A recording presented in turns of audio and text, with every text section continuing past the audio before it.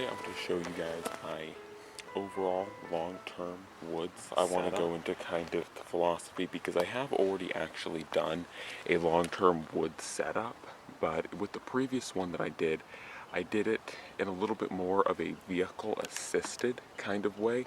And what I mean is that I had both a gun and a bow, and that's a very doable system if you had something like a vehicle to help you get into your long-term setup, which that is something I do want to know. I never specified, and same with this one. The effect I was going for with the other long-term woods setup was that you would use some sort of vehicle, whether it be a truck or a four-wheeler, to help you get in to your cabin, and out of that cabin you would just live off of essentially what you could pack in this backpack, and as well what you could hunt.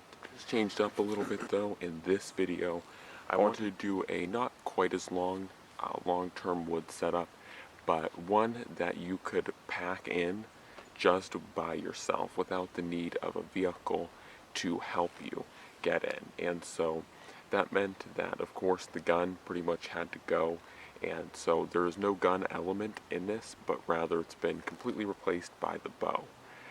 So this will be a look into a more man-portable system, or what you could actually pack in by yourself. With that explanation out of the way, I'm going to start off with all the large pieces. Mentioned in this system, I am running a bow. The bow here, sorry if the pack falls over, that's just one of the problems this pack has. Like I said guys, the linchpin is very easy to roll over. Anyways, so this is the Ben Pearson. It's a 45-pound, this is the 709 Hunter, and this is a 45-pound bow, and I really think it would be optimal for this situation, a long-term woods setup. It is a very fast bow, and overall is one of my favorites. So that is the bow being ran. To explain the reason why I am running the bow, it is just for a few reasons. One, it is overall arrows plus bow plus its stringer, which I will show in a little bit, included. It is about half the weight of the gun plus its ammo. So overall it's a lighter setup. And secondly, of course, I can make ammo for this bow, but the arrows, especially if you get aluminum arrows like I have in the quiver, they really last forever. So long as you don't lose them, they pretty much last forever. So you never really have to worry about running out of ammo with one, and even if you do hit that point in your time out where you have ran out of ammo, you can continue, especially where I'm at, you can continue to make arrows. I would prefer to make arrows out of rose, which I can show if anyone wants to see how to make arrows out of rose bushes. But you can continue to make ammo, you can continue to use this ammo or reuse it, and so overall the bow just makes so much more sense in this particular situation to run instead of the gun. The gun is great, and like I said, that's why I included it as running two different hunting options in the original. As far as just picking one hunting option, the bow makes a lot more sense. How the backpack is configured right now, I do have it configured as what I would call a mobile campsite or a mobile base camp, just as a point where I would go either build a shelter or find an area to build a shelter, or find a shelter and essentially put this backpack in there, and out of this backpack I have the bow, the axe, or not necessarily the bow, but the quiver, the axe, the saw, pretty much everything I would need to continue life is based out of the backpack. But with the mobility that the backpack affords, I can pick it up and go at any point. So it's pretty much the mobile base camp for the operations aside from the shelter, though I am carrying a small shelter in here. As we dig in, I'll show.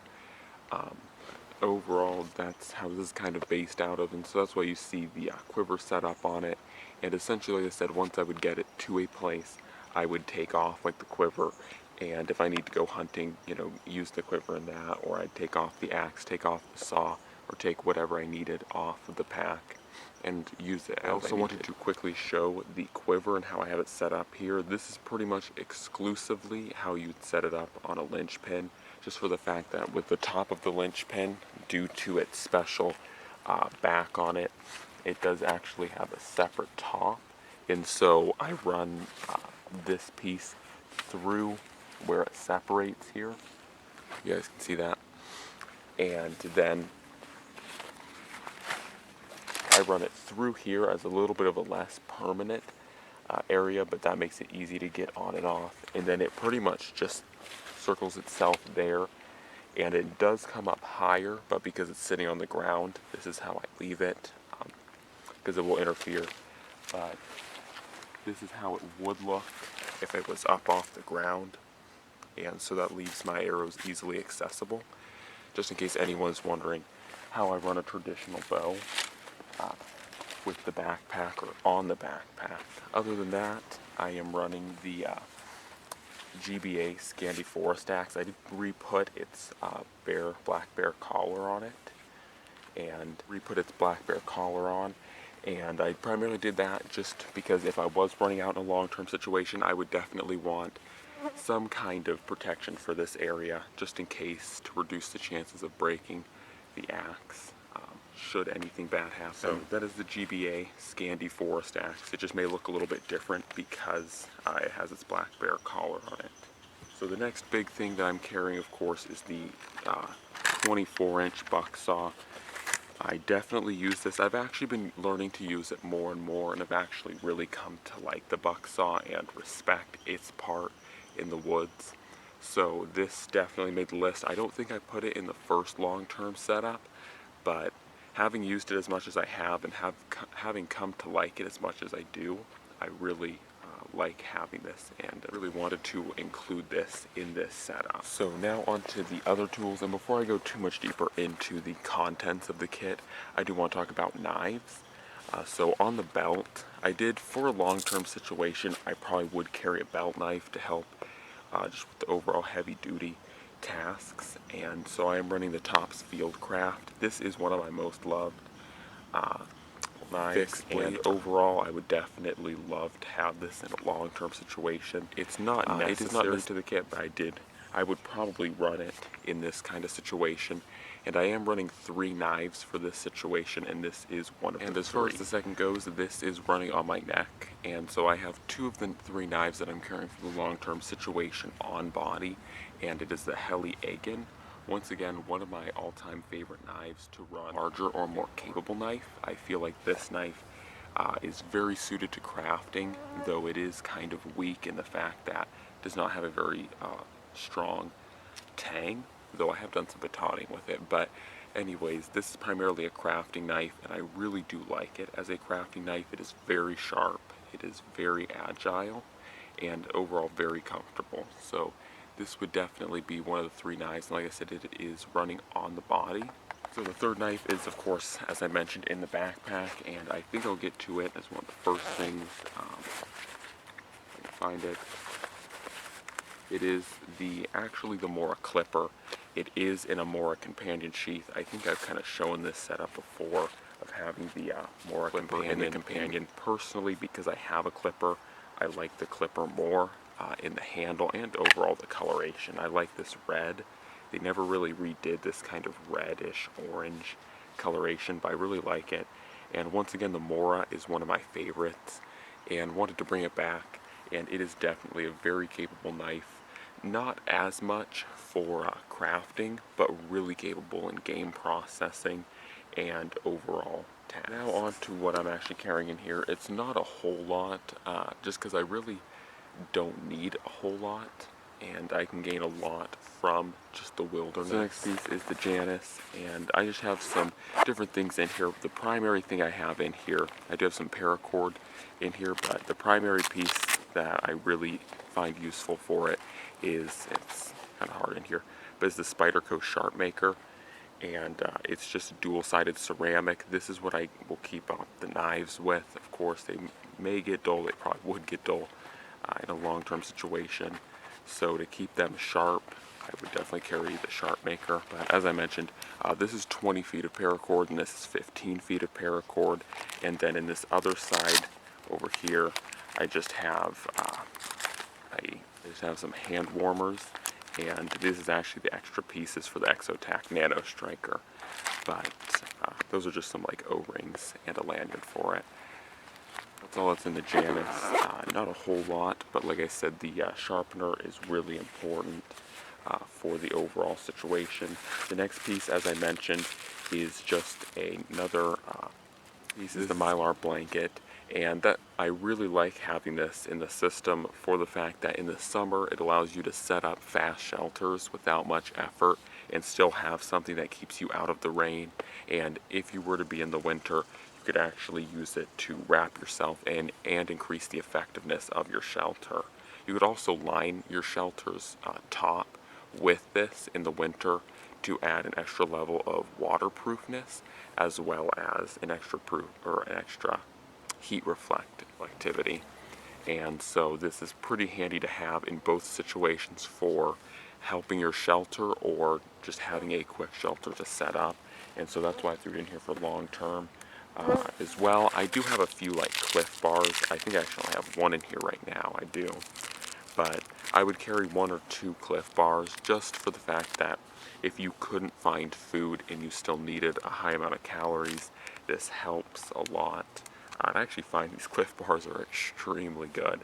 They're like way too tasty. But anyways, so now onto the MSR stowaway. This is a quintessential pot. I don't remember if I have anything in here. It's been a while since I've opened this up. I think I do. Okay. Yeah, I have some crackers and some Starbucks Vias in there.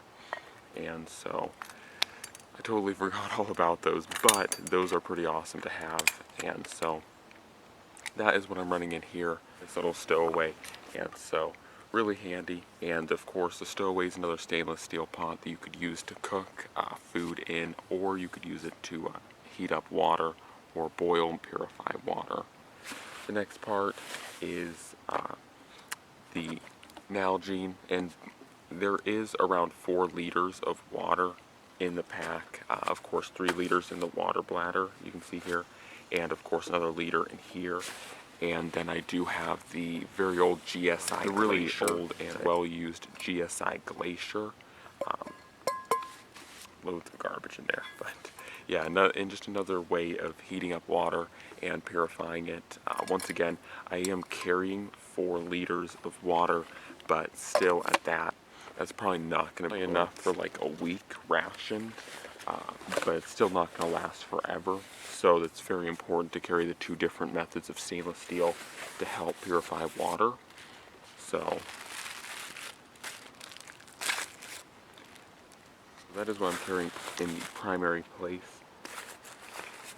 As well would be in here is the addition, in case you guys are wondering why this does look a little empty as well.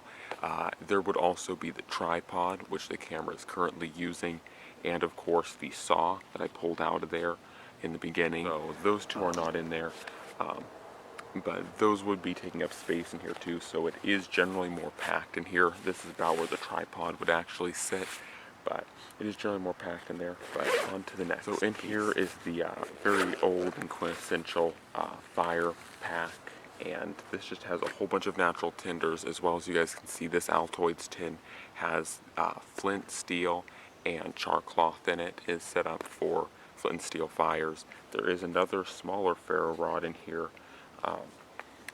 but this is just pretty much strictly for fires. It doesn't have anything else in there other than just fire crafting material. So that would definitely be awesome. Very important for a long-term setup. It's a lot of different methods for fire. Once again, not a whole lot in this larger pouch down here, because this is actually where all the camera equipment sits. I basically don't even use this place for long-term setup, and there isn't really a whole lot more that I would want to carry for long-term setup, if anything. But just as actually like the GoPro and different cleaning supplies for the cameras, which I would actually probably still take in a long-term situation. So now on to, or actually I want to quickly mention, there is I think around 150 to 200 feet of paracord in different colorations, as you guys can see in here. So that is also another thing to note. There's quite a bit of paracord, and really the paracord that was in the Janus is kind of like last resort paracord, This stuff is more where I go primarily for paracord. And once again, I'm carrying quite a bit of it because of its usefulness and just overall everything you can do with it. So next in here is just an IFAK. This is pretty important, I would say, in a long-term situation in case you do actually end up hurting yourself. It's very important to have some sort of medical kit so you can help yourself. As well behind it is a pretty basic Brunton compass. I found it is pretty basic but still works very effectively, and that is all that's in there because this first aid kit takes up like 90% of the room.